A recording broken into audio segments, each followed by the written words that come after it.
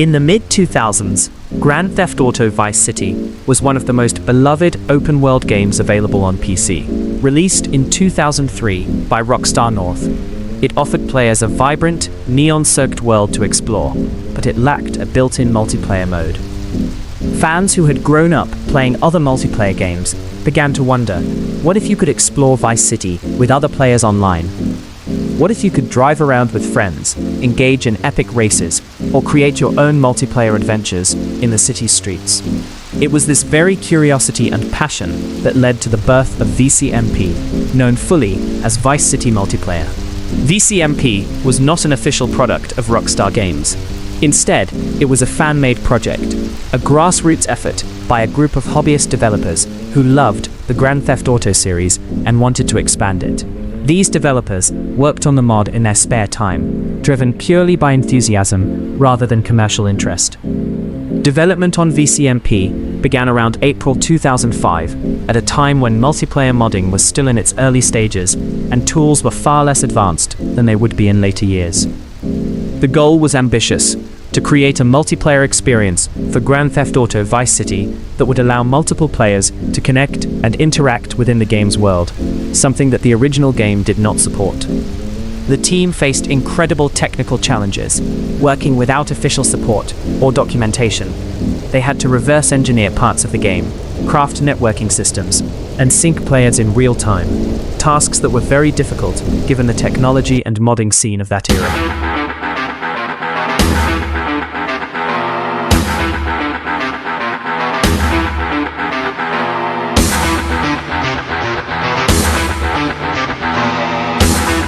While many individual modders contributed, the early VCMP project had a small core group of developers. Among the names associated with its creation were community members known on forums as Mike and Cam, who were part of the initial team working on the multiplayer mod. Another developer sometimes mentioned from that era is Kaiman, who later explained in forum discussions that the mod was never originally intended for public release. It was, at first, a working base for what would become a multiplayer framework similar to what the team wanted to build for San Andreas multiplayer. By August 2005, this dedication paid off. A public release of VCMP was shared online, and it quickly began to circulate on fan sites and community forums. Fans could download and install the mod, launch the original Vice City on their PC, and connect to servers filled with other players exploring the city together. The announcement of the release drew interest because it came from the same group that was also developing what would become San Andreas Multiplayer, known as SAMP.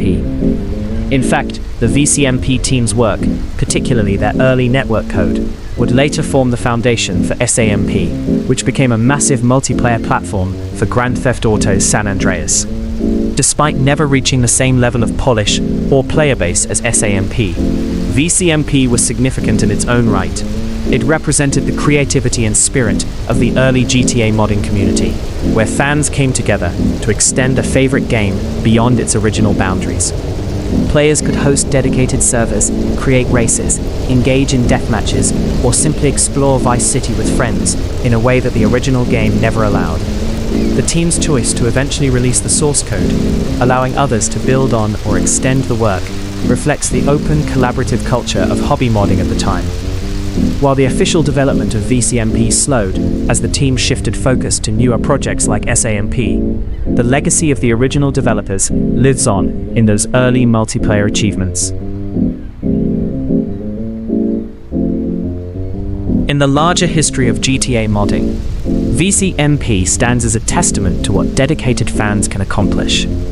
Long before official multiplayer support existed for modern Grand Theft Auto titles, a group of talented and passionate hobbyists turned a single-player world into a shared online playground. Their work laid the groundwork for future mods and demonstrated the power of community in shaping the evolution of one of the most iconic game series in history. Back in 2005, Vice City Multiplayer, or VCMP, was created by a small team of passionate hobbyist developers. These were people like Mike, Cam, and Kaiman, who worked tirelessly to bring multiplayer to Grand Theft Auto Vice City, something the original game never had. They built the networking, the server support, and the framework that allowed players to connect and explore Vice City together. By 2006, the original team had moved on. Most of them focused on San Andreas multiplayer, leaving VCMP without any active official developers. The last version they directly worked on was 0.3Z, around 2007 or 2008. After that, there was no official team, no company, and no recognized owners. The project was released publicly, and from that point onward, VCMP became entirely community-driven. This is important. Any group today that claims to own VCMP, including entities like AdTech or anyone else who says they control or have rights over it, is not telling the truth. The original developers no longer exist as a team. They never transferred ownership to anyone, and there is no legal or official owner of VCMP. The code, the servers, and the legacy of VCMP are maintained solely by the community. So when you hear claims from AdTech or any other organization that they own VCMP, it's simply false. The truth is that VCMP belongs to the people who play it, host servers, and contribute to it. A project built by fans, for fans, and free from any centralized ownership. Its history, its spirit, and its continued life in the community are entirely independent of any corporate claims, and that is exactly how the original creators intended it to remain.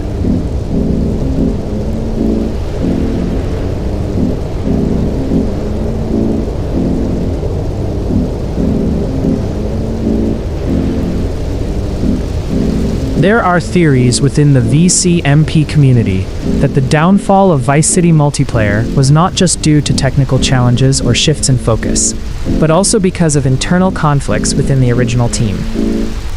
Some believe disagreements over vision, priorities, or the future of the project contributed to the team moving on and leaving VCMP without any official leadership. By the time the original developers stepped away, there was no one left to maintain a central authority, no team to guide the project, and no official owners to protect its legacy. This absence of oversight created a vacuum, and over time, it allowed other parties to step in. Names like AdTech and Hanani appear in discussions as people or organizations claiming influence over VCMP. However, it is important to understand that these individuals or entities are not the original creators. They never worked on the early 2005 code. They were not part of the team that built the first multiplayer framework, and they do not hold any legitimate ownership of the project.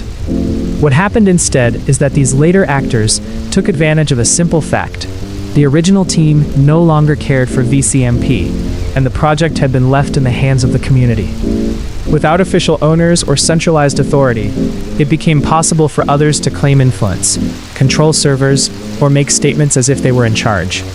In reality, their authority is entirely unofficial, and the history and spirit of VCMP remain tied to the original 2005 developers and the community that continues to maintain and preserve it.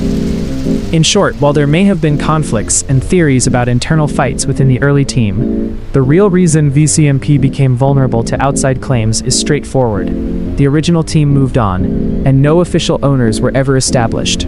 Any modern claims of ownership by AdTech, Hanani, or others are not legitimate. VCMP is a community-driven legacy, built by fans, maintained by fans, and free from corporate or individual control. Its true history belongs to those who played it, built servers, and kept the spirit of Vice City multiplayer alive, not to those who later tried to claim it for themselves.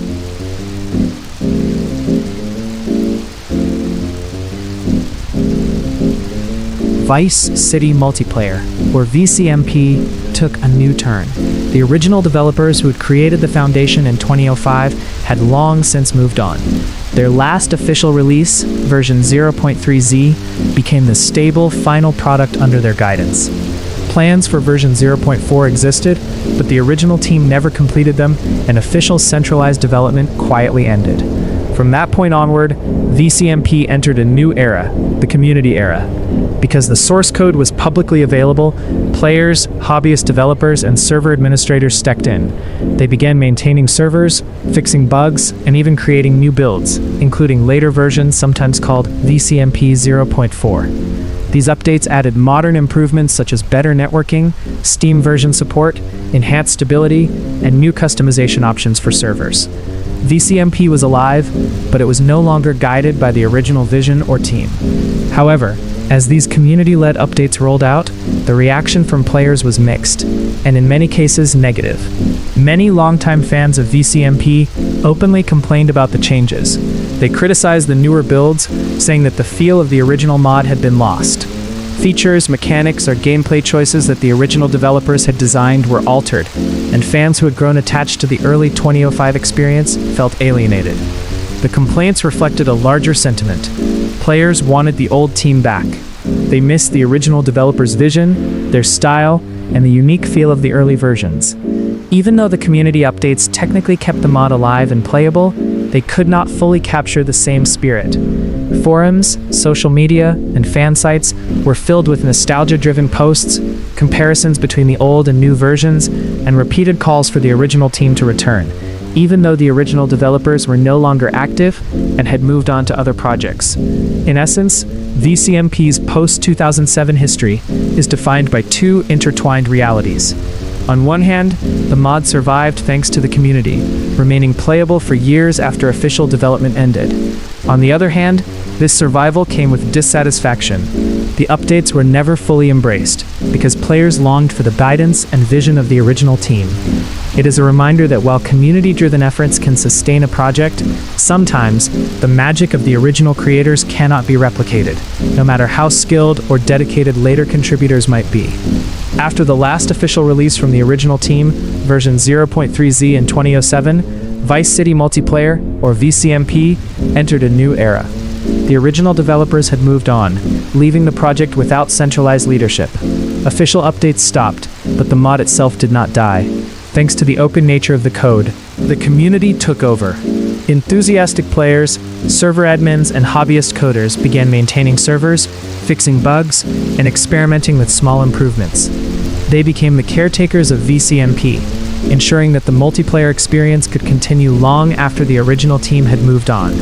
From 2008 to 2012, VCMP lived entirely in the hands of the community. Forums became the central hub for discussion, troubleshooting, and sharing content. Players collaborated to keep the servers online, write scripts, and preserve the gameplay.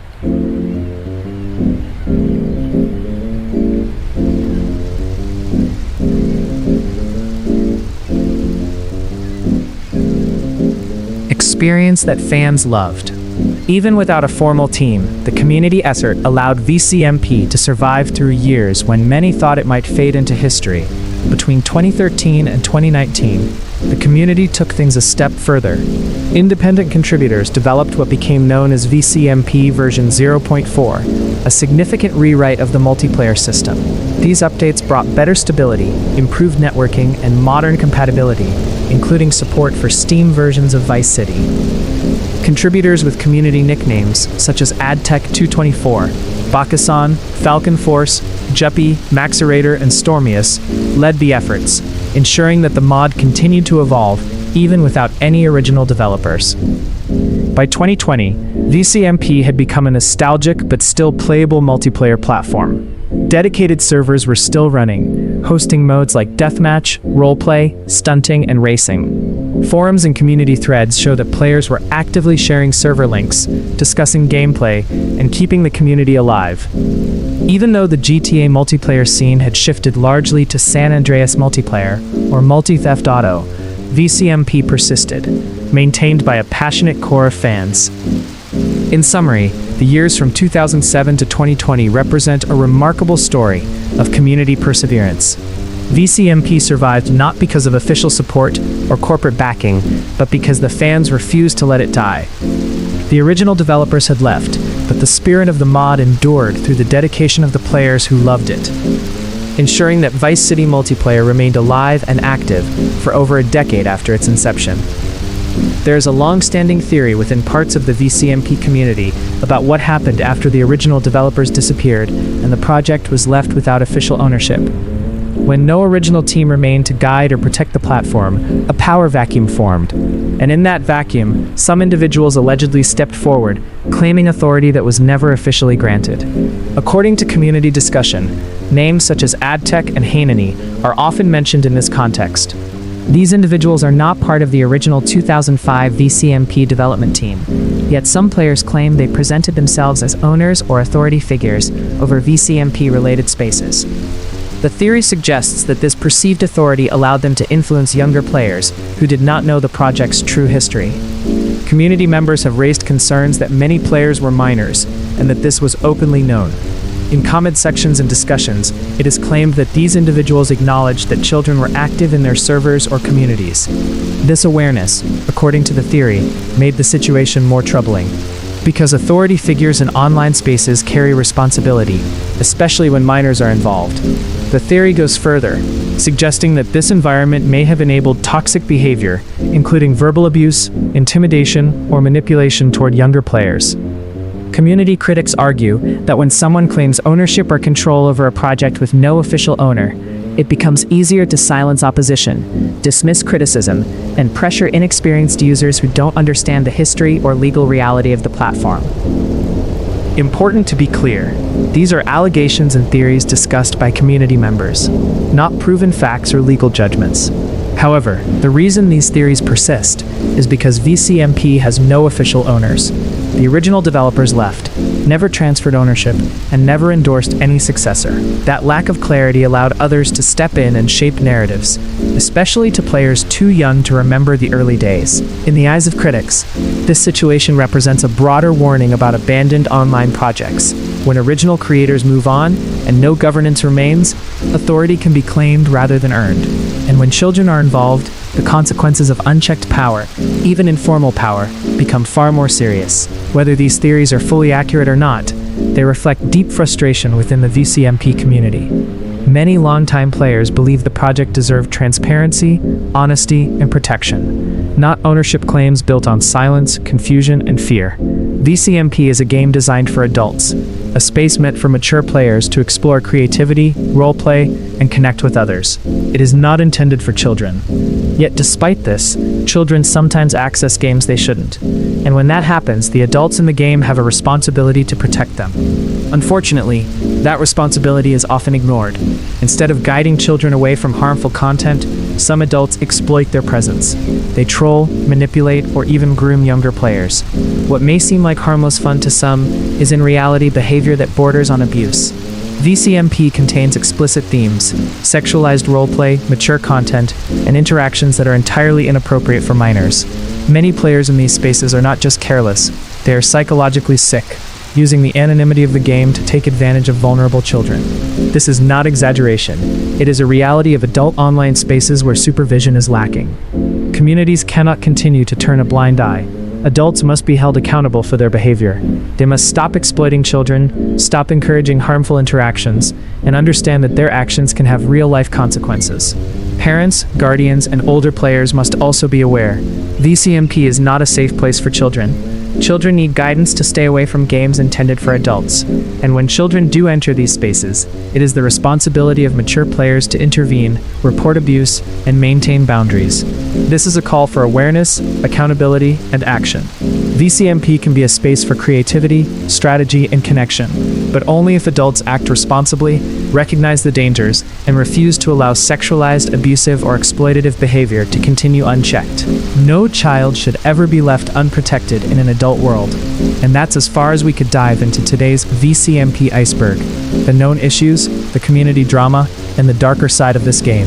If you want to see more videos like this, exploring mysteries, history, and deeper layers of the community, don't forget to drop a like and subscribe. Stay aware, stay safe, and remember, online spaces are only as safe as the people in them.